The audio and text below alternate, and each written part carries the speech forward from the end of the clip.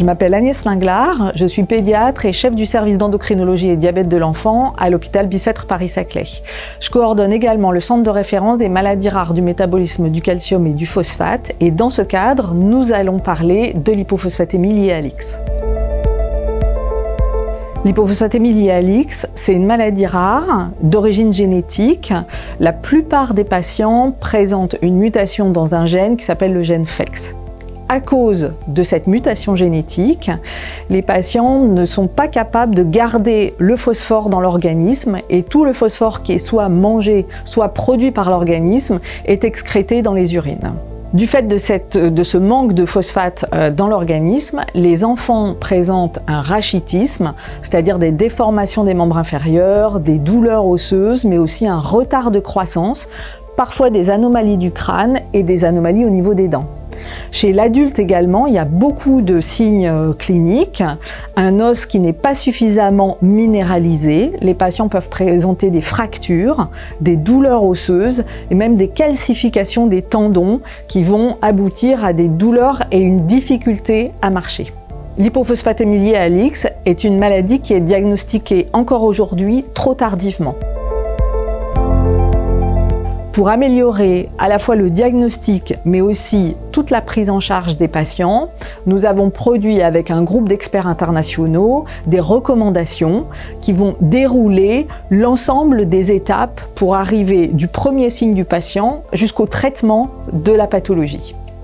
Ces premières recommandations ont été faites en 2019. Les principales évolutions de ces recommandations 2025 ont été d'une part de simplifier les critères du diagnostic, d'autre part de bien définir quel traitement correspond à quel patient, et enfin de définir également la réponse qu'on attend à ce traitement. L'accent a également été porté sur le fait que la prise en soin de ces patients, c'est vraiment une approche pluridisciplinaire. Pour confirmer le diagnostic d'hypophosphatémie liée à l'X, on peut utiliser le dosage de FGF23, qui est l'hormone qui est responsable de cette excrétion urinaire de phosphate. Mais surtout, il est très important de confirmer le diagnostic par une analyse génétique qui va permettre d'identifier la mutation dans le gène FEX.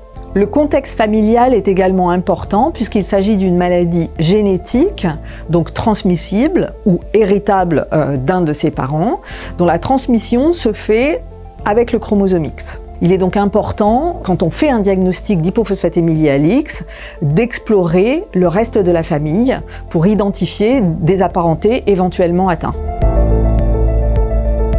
La grande nouveauté de ces recommandations 2025, c'est de proposer le traitement par burosumab chez l'enfant dès que possible, c'est-à-dire après l'âge de 1 an et puis pendant toute la durée de la croissance.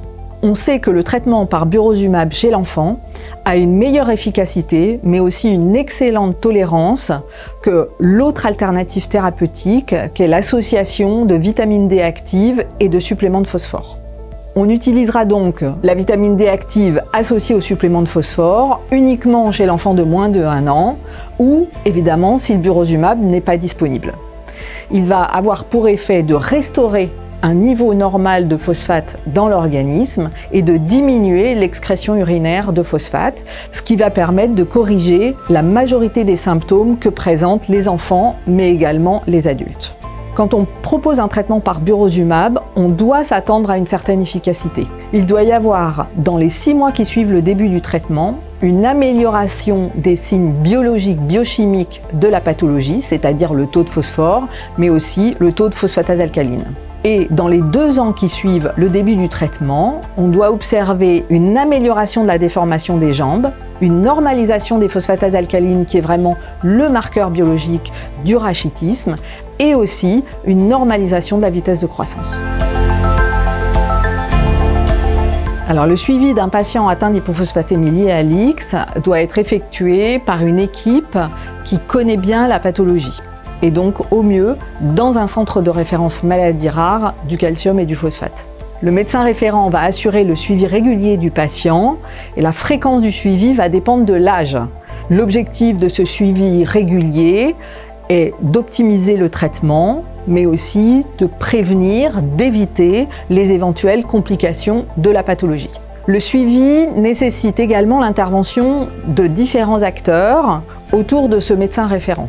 La transition du suivi pédiatrique vers le suivi adulte est un point très important qui a été souligné dans les nouvelles recommandations 2025.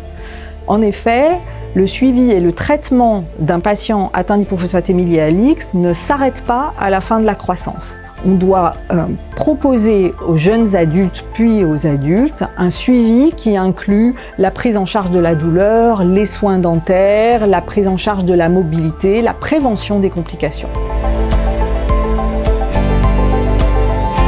En conclusion, ce qu'il faut retenir, c'est qu'il faut diagnostiquer et traiter tôt, suivre les patients de près et penser multidisciplinaire.